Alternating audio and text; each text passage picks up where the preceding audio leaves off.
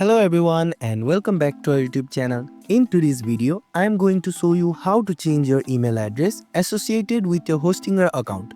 Whether you have changed your email or just want to update your contact details, I will walk you through the process. So let's get started.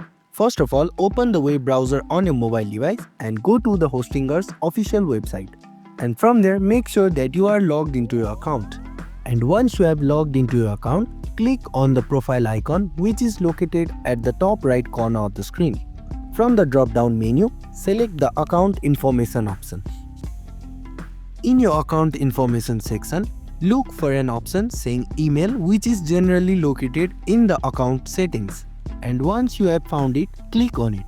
From there, click on the text box and enter the new email address with which you want to change. And once you have entered your new email address, click on the option saying Continue. For changing your email address, you have to enter the password as well.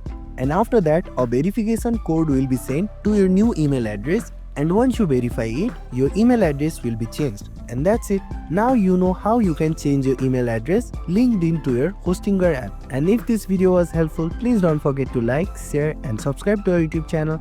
Thank you for watching.